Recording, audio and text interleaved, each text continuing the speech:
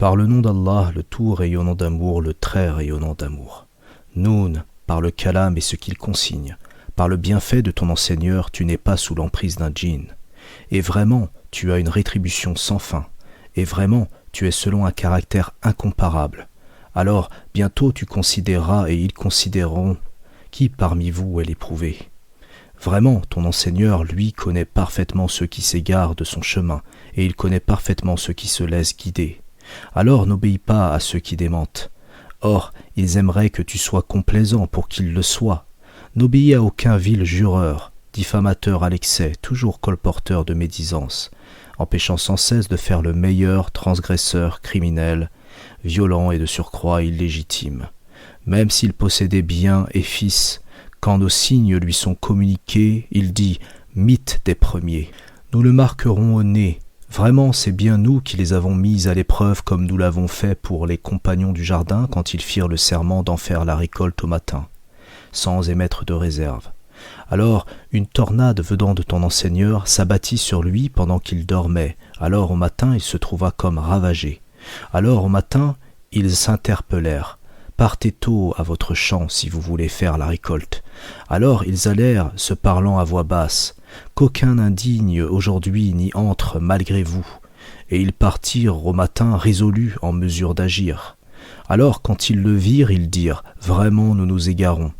Bien plutôt, nous sommes frustrés. » Le plus modéré d'entre eux dit « Ne vous avais-je pas dit, si seulement vous vous étiez immergés dans l'insondable ?» Ils dirent « Immersion insondable en notre enseigneur. Vraiment, nous nous enténébrions d'injustice. » Alors ils se tournèrent les uns vers les autres en se blâmant. Ils dirent « Malheur à nous, nous transgressions les limites. Il se peut que notre enseigneur nous donne meilleur que cela en échange. Vraiment, vers notre enseigneur, nous portons nos désirs. » Telle fut la correction, mais la correction de l'ultimité est encore plus grande, s'il faisait le lien.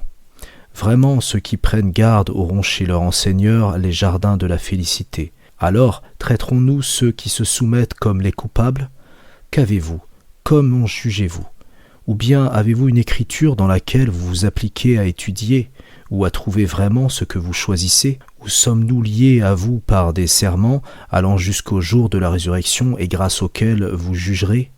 Demande-leur qui parmi eux revendique cela. Ou ont-ils des codéifiés ? Qu'ils viennent avec leurs codéifiés s'ils sont véridiques. Le jour où le danger sera dévoilé, ils seront appelés à se prosterner. Alors ils ne le pourront pas. Leurs regards s'abaisseront, l'humiliation les couvrira.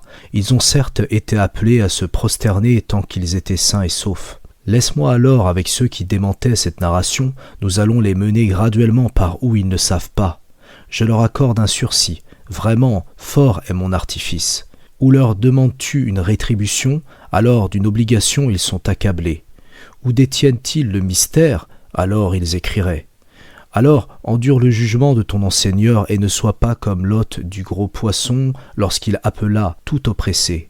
Si un bienfait de son enseigneur ne lui était parvenu, il aurait été abandonné, disgracié, en un endroit désert. Alors son enseigneur l'a élu et établi parmi les intègres. Ceux qui dénient sont sur le point de te déstabiliser par leur regard quand ils entendent le rappel et disent « Il est vraiment sous l'emprise d'un djinn ». Il n'est que rappel pour les êtres de l'univers.